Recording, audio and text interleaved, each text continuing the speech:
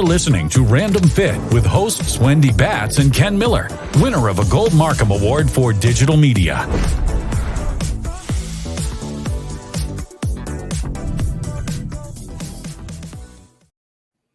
Hello, everyone. Welcome to this week's episode of Random Fit. I am Wendy Batts here with my friend and co-host, as always, Mr. Ken Miller. Ken, how are you? I'm doing great, Wendy. How you doing? You're looking good. Oh, thanks. It's a beautiful day, and I love this topic. Any of you guys that listen to us on NASM Performance, Marty Miller and I talk all things performance, and this is kind of in our wheelhouse. So today we are going to be talking about load management and planning for the long haul, really looking at load management for professional athletes. And so, Ken, I think it's important to start off talking when we talk about load management. There are so many different ways, especially within our realm of fitness, that people can define that. So why don't you start us off with the definition of what load is and what we're going to be talking about for the next few minutes on this episode. All right. So I'm going to basically read, there was an article written in the British Journal of Sports Medicine, and the discussion was about workload management, and we'll go into how this topic came about, but just to kind of set the expectations on what load management is. Basically, when you talk about load, right, the sports and non-sport burden, single or multiple physiological, psychological, or mechanical stressors as a stimulus that is applied to the human biological system, including subcellular elements, a single cell tissue, one or multiple organ systems of the individual. So basically, it's a simple way to put it, Wendy, I should have just said it this way. It's just stress, right? So it's just physical, mental, emotional stress. Again, stress comes in different forms, right? Physical and psychological, but stress upon the body. And when we're talking about load management, we are just managing the stress on this, for this conversation's sake, on the athlete, or even we can take a broader scope on the team when it comes to competitive practice and play. Yeah, and I think it's important that we discuss the differences too about internal and external loads. So obviously, if you are dealing with professional athletes, you're thinking about travel, you're thinking about competition, you're thinking about practices. Depending on obviously the sport, that how many games in a row, and you're going to think about life events.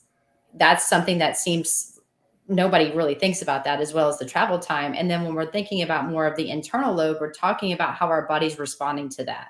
How are we sleeping? How are we eating? How are we feeling? And what's happening to our body internally? So there's two different ways of looking at it. And I think, especially as a coach or a trainer working with some of these athletes, I am so laser focused on what's happening on the external side, because my job is to make them move better, perform better, and excel in their sport. So I want to look at their body, I want to look at movement, and I want to make sure that they're lifting heavy or they're moving fast, whatever it is. And sometimes you forget about the internal load, when in all reality, there needs to be a really good integration and a really good ratio between what they're doing on the court, in sport, at home, and at rest. Right. And and here's the thing, if you're listening to us here on Random Fit, we are talking about load management and the professional athlete. So Wendy, you listed off a bunch of things that go into the calculation of how much stress someone's body's experiencing. And, for those of you that, if you're not in the professional or the Olympic level realm, even think about your high school or even junior high school athletes, right? And Wendy, I know you've worked with baseball, and the level at which I'm working with baseball players today is more at the high school level. So if you're not with your baseball player in the winter, where you're just ramping them up, once baseball season hits, they're having games on Tuesdays, they're having games on weekends, tournaments on weekends, and all of that is on top of homework.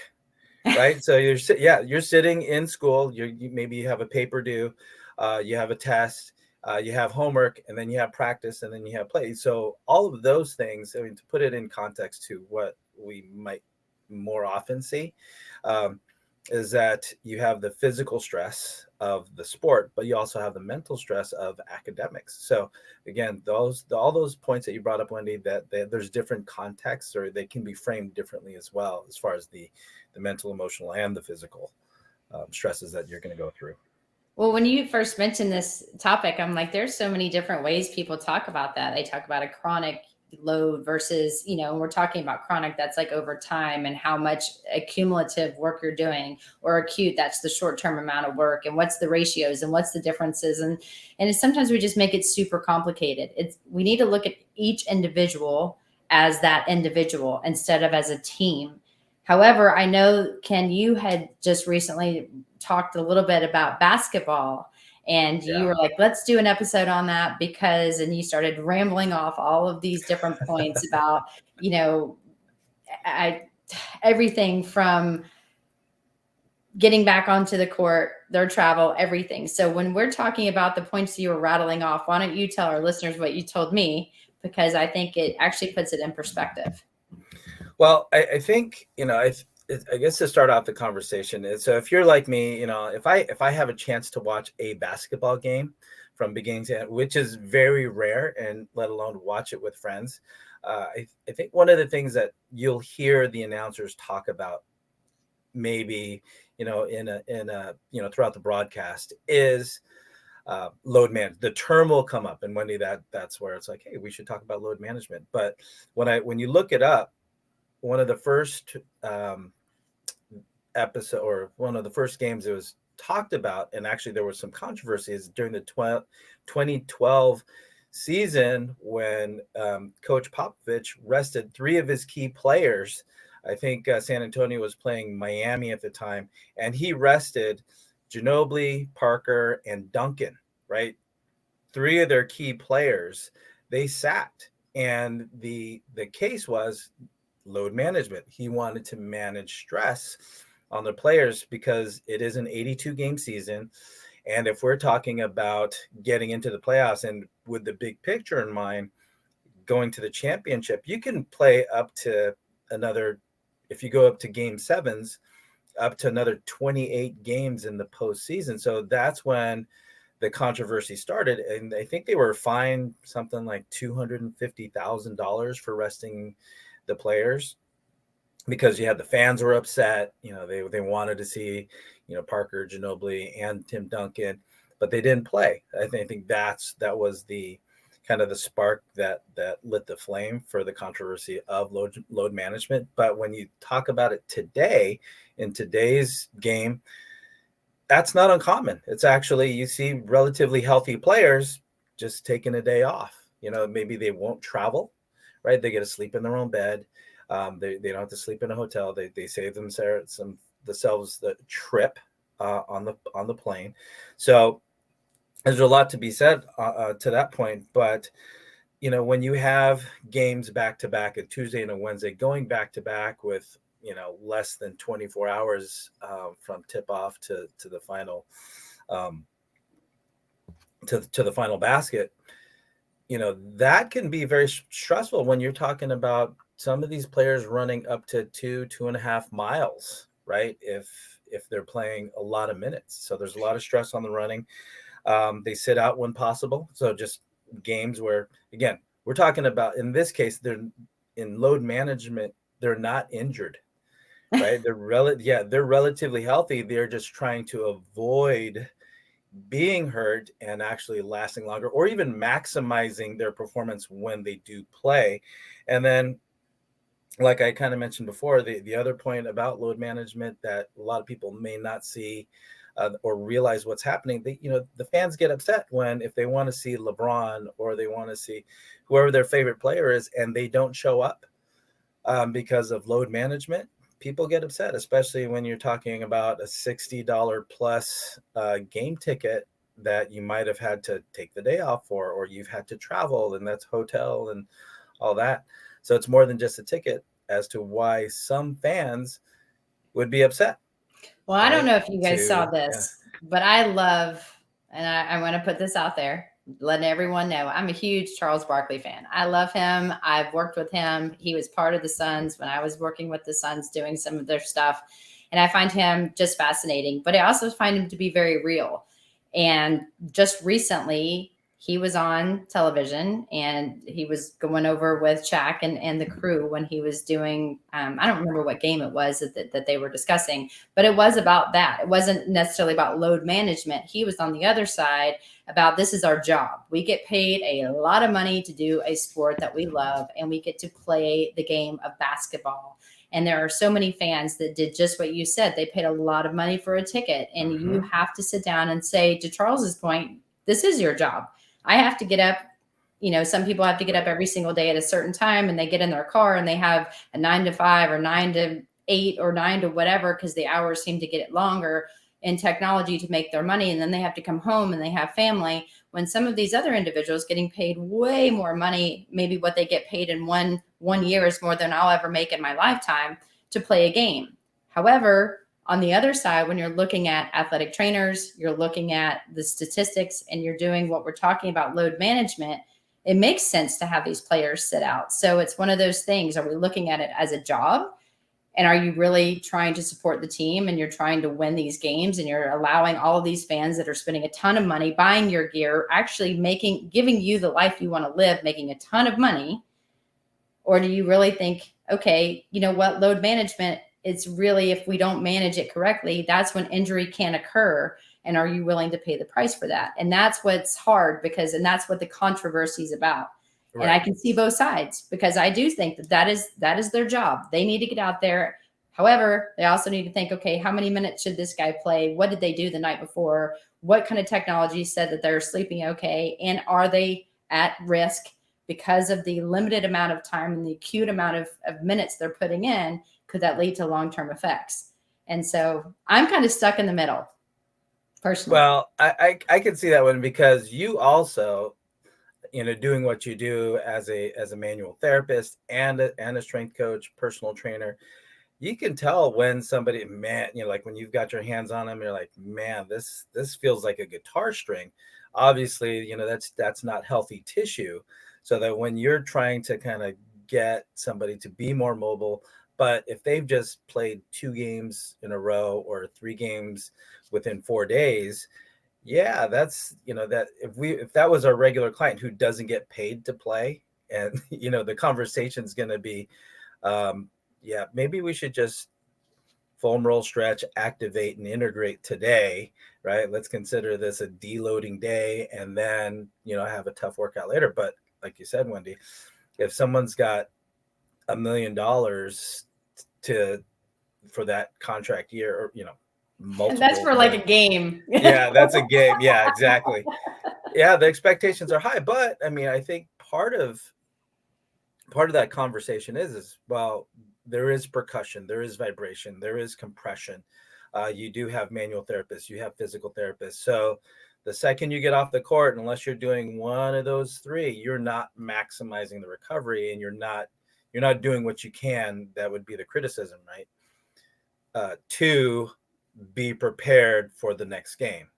So yeah, there is technology, but as we're talking about, there's also the technology that measures, okay, this person is not at their best.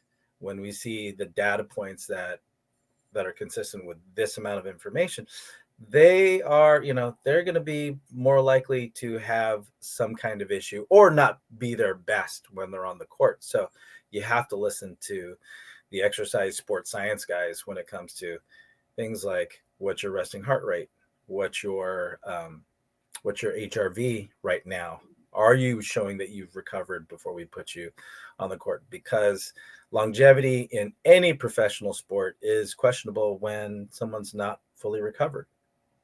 Well, and today on Random Fit, myself, Wendy Batts, and Ken Miller are talking about load management for professional athletes. And I think it's important, Ken, everything that you've said is very spot on. And there's a ton of research out there saying that if in the off season, someone is following a systematic progression, you are getting your assessments, you are going through looking at possible ways that somebody's movement isn't as ideal as it should be, or their range of motion isn't as great at one joint, and you spend time progressively and systematically working on something such as the NASM OPT model to get them back to their higher level, then when they are going and playing these acute, when I say acute, basically these bursts of game time, all out, full out, different types of games, and they're giving their all. What is the ratio of how much downtime do they have? And when we say downtime, I think that's also where there's kind of some misunderstanding of what that means. It doesn't mean to stop activity altogether. You and I've done multiple episodes talking about active recovery and different type of movements. Of course, for those of you guys that have known myself and my husband, we've traveled with individual players and worked on them before their games, after their games, multiple times a day, did their correctives, worked on their performance and their programming, worked with the different teams and the coaches to make sure that they stayed healthy so they could play at their all. A lot of people don't have that. However, that's the best case scenario because we all have eyes on that one particular person. If you're not in that same situation, you just want to look at your ratios. You never want to have something be you're going 100% back to back to back and then taking 3 or 4 days off. And then because you're tired, you're fatigued, you're sore, there's DOMS, you can barely move, and then you do it again. That isn't something that over time is going to lead to better physical activity and better longevity of trying to get better at that sport. It's really looking at your ratios to make sure that you're smart in your loading process, that you're managing your weight, meaning the amount of load externally you're lifting, and then making sure on the internal side, you're sleeping, you're eating correctly, you're fueling your body and getting the right sources. So therefore you can maximize your time on the court or the field or whatever. I think all of that is super, super important. And when you're looking at the statistics and what they're saying, you have to make sure your coaches are also on the same page because you do need to rest. So therefore, when that fan buys that ticket and you're supposed to go out there and play, your body is ready to do that. And I think mic drop, by the way. Yeah. I think we can end here. But as of this recording, I know we try to keep these things evergreen. The Pac-12 conference, when it comes to NCAA sports, has gone through some changes, to say the least, where basically it's disbanded, to where teams have gone to, I think, the Big Ten, as well as the ACC, the SEC, and the SEC, right? So I think what's going to be really curious this football season, if we're talking about collegiate sports, not just football, right? So after the season, once they start doing the it's just really weird to me that the University of California in Berkeley, California, would go all the way to the Atlantic coast to play a game or multiple games. And it's going to go both ways, right? So you have the ACC teams that are now going to come to the West Coast because it's Cal and Stanford that are part of the ACC now,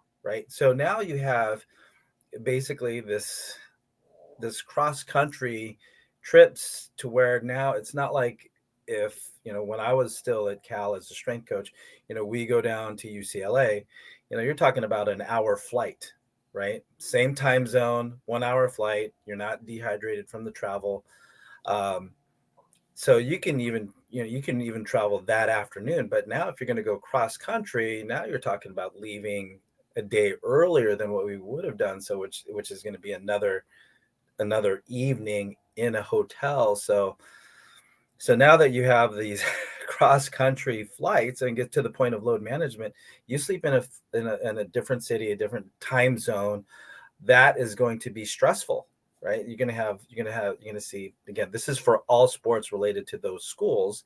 Now you're going to do these cross country trips where it was never done before, from a regular season schedule. So I think watching load management as it's going to be applied to collegiate sports is going to be even bigger now. So I'm really going to keep my eye out on, okay, how are they going to perform? How's their performance? Are they going to score as much or get scored on even more? Because if you're in your own time zone versus going to someone else's time zone, I don't know, load managers have a different definition from a collegiate, or a different outlook now when it comes to the collegiate side of things, now that you're looking at cross-country travel. And that is a big form of fatigue for some people, or stress, I'll say, for the Back to collegiate stress. athlete. Back to the definition. Back to whatever stress. causes you stress, whatever load that is, internally or externally.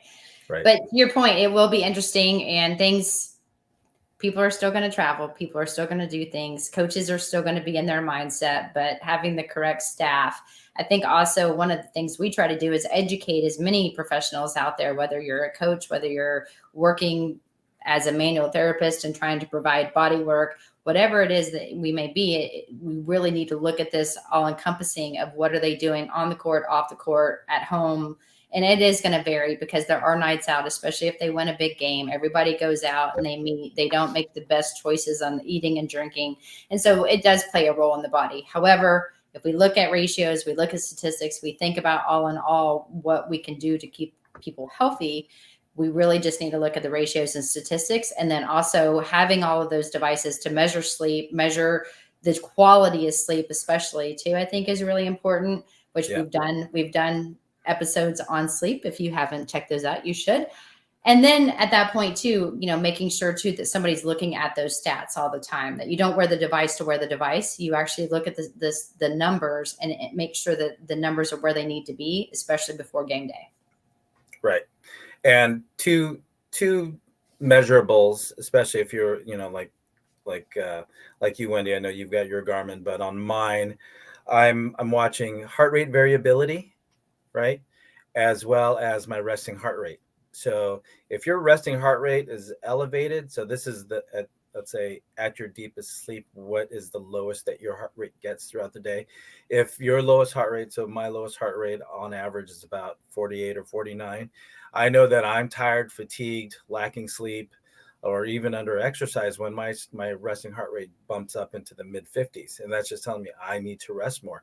And heart rate variability is, again, looking at your parasympathetic and seeing, okay, are you recovering from your, I guess, the total cumulative stress. So we definitely need to do an episode on that, but I'm not telling you my stats right now. you're not going to share. Oh no. But something to watch, especially if you have a wearable. I know a lot of people that have their Apple Watches and they wear their Garmin's, and they see it. It's cool. It's something to scroll on their watch, but they don't really know what to do with it. So something to explore, especially when there is information that is a part of that piece of equipment that you've made the investment in. Well, Ken, today was fun. I mean, this is definitely something that I hold near and dear to my heart because of what I do for a living. And when you mentioned it, and then we started talking about basketball, I'm like, oh my goodness, this is perfect. So thank you for coming up with the topic and for enlightening us on even more information, and just being you, buddy. Well, we could thank Coach Popovich in 2012 and sitting out Parker, Ginobili, and Duncan for starting the conversation of why are they sitting out. So load management. I mean, it is now, when you're watching a basketball game or a football game or something with professional sports, now you know what they're talking about. So Wendy, fun as always. And for those of you listening to us here on Random Fit and listening to us here talk about load management and the professional athlete, thank you for your time and your attention. But it's always our goal to provide information, good quality information regarding fitness and you. So like, follow, subscribe, download, share, and more importantly, comment. Let us know what you want to listen to, and we'll do what we can to get that topic on the next episode of Random Fit. So until next time, everybody, take care and be well.